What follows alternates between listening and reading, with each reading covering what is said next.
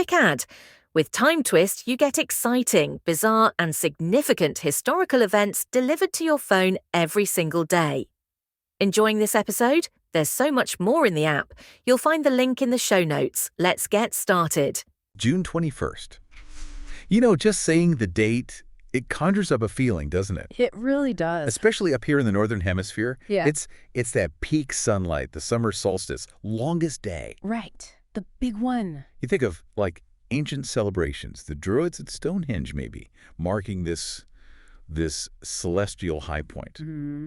I think, okay, we might not be dancing around giant stones now, but a lot of us still pause, right? Notice that extra daylight. Definitely. But then you flip the globe. Exactly. Down south, totally different story, winter solstice, shortest day for them. It's this amazing planetary rhythm, this give and take. Yeah, but it's more than just the astronomy, isn't it? Yeah. June 21st, historically, it's kind of packed. So many pivotal, sometimes surprising things happened on this specific date. That's what's so compelling, how this one day, year after year becomes a stage for, well, everything. Human endeavor, big events, small moments. And that's what we want to do, right? Help you dive into that knowledge, get informed, without feeling totally overwhelmed. So let's explore some of the really interesting moments that landed on June 21st. Sounds good. Where should we start? Okay, let's kick things off with something that always gets people talking. Football. Ah, okay. World Cup. You got it. June 21st, 2014. World Cup in Brazil. Germany versus Ghana. Ooh, I remember that one. A really good match. Wasn't it? Ended 2-2, thrilling stuff. But it was also a day for the record books, like huge individual achievements. Right. Gyan scored for Ghana? Yes, Asamoah Gyan. And that goal meant he equaled Roger Milla's record.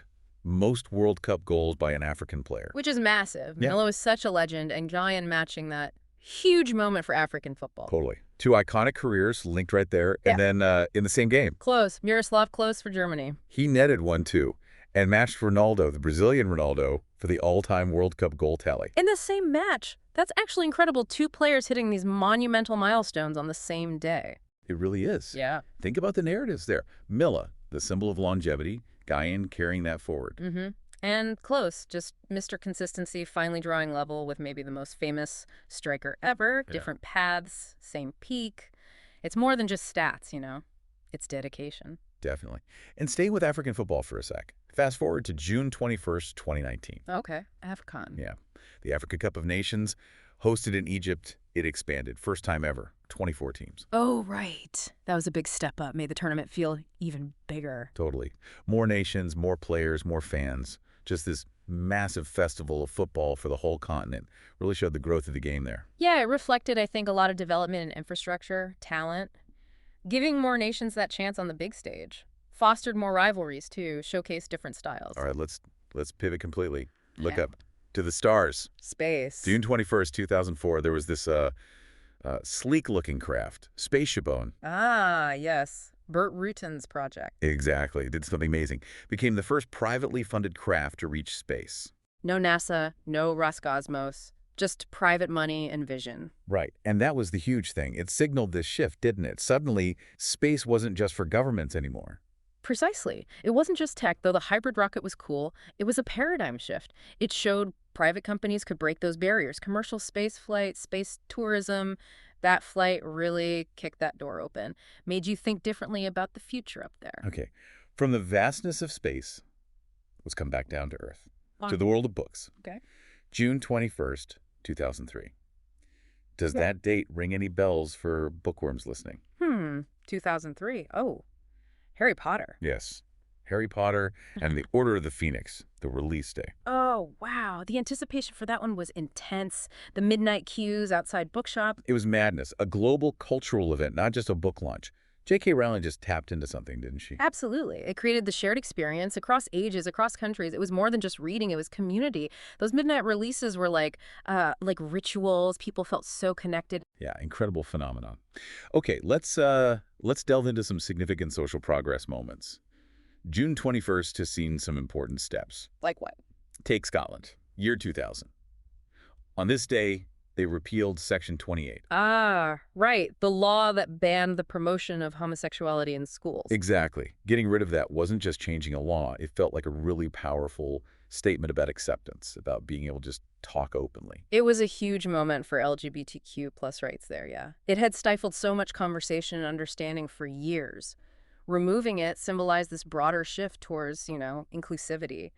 And it definitely echoed beyond Scotland. And speaking of fundamental freedoms, let's hop over to the U.S., June 21st, 1989. Okay, U.S. 1989 Supreme Court. Yep, a very controversial but significant ruling, flag burning. Oh, Texas v. Johnson, right? Protecting flag burning as free speech. That's the one. Still sparks debate, obviously, but it really underlines that commitment, in theory at least, to allowing even really unpopular, maybe offensive, expression in a democracy. It highlights that tension, doesn't it? Protecting individual liberty, even when it feels uncomfortable to many, versus upholding national symbols. The court basically said free speech, even symbolic speech you don't like, is fundamental. Let's shift gears again. Something maybe a bit more joyful. Music. Always good. June 21st, 1982. France. Fête de la musique. You know it. Born then, thanks largely to the culture minister Jack Lang. And the idea was just so simple, so brilliant. Make music accessible for everyone. And it worked. Just fill the streets with music, amateurs, professionals, everyone playing for free. That spontaneous vibe. It's gone global now, hasn't it? Just a pure celebration of making music. What's great is how it just breaks down walls. Performer, audience, everyone's just part of it in public spaces. Reminds you how unifying music can be. Okay, now for a moment, that was, well, much heavier. Generated huge debate. Uh-oh. June 21st, 1982, again, but this time in the U.S., John Hinckley Jr. Ah, the Reagan assassination attempt. The verdict. Exactly. Found not guilty by reason of insanity. Right. That sent shockwaves. Huge public outcry. It really did. And it threw this intense spotlight on the whole idea of the insanity defense, the mental health system in America, legal responsibility. I mean, the concept itself, not guilty by reason of insanity, it's acknowledging someone did the act, but maybe lacked the mental capacity to understand it was wrong. Yeah, the Hinckley verdict was pivotal. It sparked major reforms, actually, to insanity defense laws in many places, raised really tough questions about mental illness and accountability that we still grapple with. Staying in the legal world, let's jump back a bit. June 21st, 1973, another U.S. Supreme Court ruling, Miller v. California. Obscenity, the Miller tests. That's it. This is the case that basically set up the legal framework courts still use, or try to use, to figure out what counts as obscene material. And it's always been tricky, hasn't it? Highly debated, yeah. Yeah. The test has three parts, basically. Does it appeal to prurient interest for the other person? Does Yeah. it depict sex offensively? And does the work as a whole lack serious artistic, literary, political, or scientific value? Right. The SLAPS test, as it's sometimes called. But defining offensive or serious value, that's where the arguments always start. It shows how hard it is to draw lines around expression, especially as society changes. Okay, let's lighten things up again. Yeah. Back to music. June 21st, 1965. 65. Mid-60s. Folk rock. Getting warm. The Byrds released Mr. Tambourine Man. Of course. Iconic. Totally. Not just a hit single, but this amazing fusion. Bob Dylan's incredible lyrics, but with jangly electric guitars. Yeah, that 12-string Rickenbacker sound. Exactly. It's pretty much seen as the birth of folk rock as a genre. Yeah. That sound just captured the whole spirit of that generation, didn't it? It really did. Taking that folk tradition, which was often acoustic and very lyrical, and plugging it in, giving it that rock and roll energy, it created something totally new that just resonated.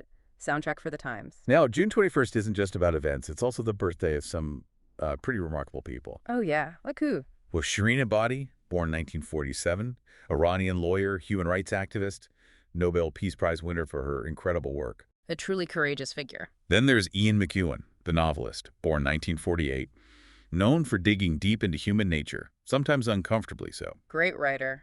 Very insightful. Now, going way back, Jean-Paul Sartre, born 1905. Ah, the existentialist philosopher. The giant of existentialism, yeah. Huh? Emphasizing individual freedom, responsibility, finding meaning, Yeah. and famously turned down the Nobel Prize. He did, which kind of fit his whole philosophy, questioning established norms and honors. Right. Different fields, Yeah. but all born on this day, all making a huge impact. Ebadi fighting for rights, McEwan exploring us through fiction, Sartre shaping how we think about existence itself. It's quite a lineup for one date. And as we celebrate births, we also remember those who passed away on June 21st. Edward III of England died back in 1377. Long time ago, a big medieval king, 100 Years' War. Yep, powerful, warlike figure. And then Niccolo Machiavelli. The prince. Exactly. the author of that incredibly influential, maybe notorious book on politics and strategy. He died June 21st, 1527. And people are still debating his ideas centuries later. Machiavellian is still a common term. It really is. Shows the lasting power of his analysis of power, however controversial. So, Edward III, changing England's course, Machiavelli changing how we think about politics, both gone on this date. History's echoes. Okay, let's take a quick detour into something weirder, more unexplained. Ooh, intriguing. June 21st, 1947. A guy named Harold Dahl claimed he saw 6 UFOs, like flying saucers. Okay, UFO sighting, not unheard of, especially around then. But wait, the story gets stranger. He claimed the next day he was visited by these mysterious guys in dark suits. The Men in Black. The original story, or one of them. One of the very early ones. So, coincidence, hoax, or, the start of all that lore about government secrecy and UFOs definitely sparks the imagination. Yeah, that whole MIB thing became such a cultural trope. It taps into that fascination with the unknown, maybe a bit of paranoia, too. Now back to something rock solid, something that definitely shaped our world. June 21st, 1948. Manchester, England. Manchester, 1948. Computing. You got it. The first program was successfully run on the small-scale experimental machine, or the baby. The ancestor, the very beginning of stored program computers. Exactly. Seems basic now, but this machine, the precursor to everything digital we have today, the dawn of the computer age, you could say, happened right there on June 21st. A truly foundational moment. Running that first simple program proved the concept. Everything since then builds on that. Incredible. And finally, let's touch on a few more events from June 21st with really profound consequences, humanitarian and geopolitical. Okay. June 21st, 1859. A Swiss businessman, Henri Dunant, witnessed the aftermath of the Battle of Solferino. Oh, the horrors of that battle. Massive casualties, very little medical care. Just horrific suffering. And Dunant was so deeply affected by the carnage and the lack of organized aid that it directly inspired him to found The Red Cross. the Red Cross movement, an incredible legacy of compassion born from witnessing the worst of war. Truly. An organization that's helped countless people since. Then, jump forward to June 21st, 1898. After the Spanish-American War, Spain ceded Guam to the United States. Right. A definite shift in global power. A whole new chapter for Guam under U.S. administration.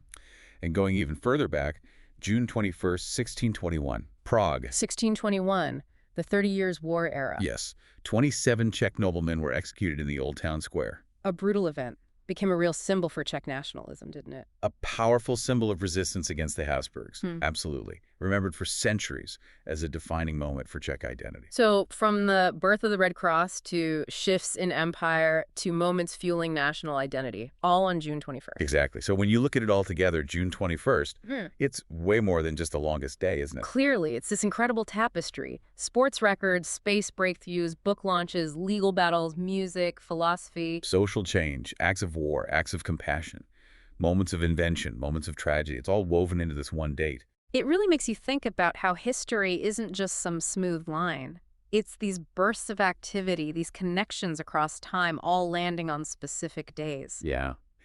It underscores that richness, the complexity, how seemingly random events sharing a date can actually tell us so much about where we've been and maybe where we're going. Makes you look at the calendar a bit differently. It really does. And, it leaves you wondering, doesn't it, what's happening today on this June 21st that we won't grasp the full significance of for years.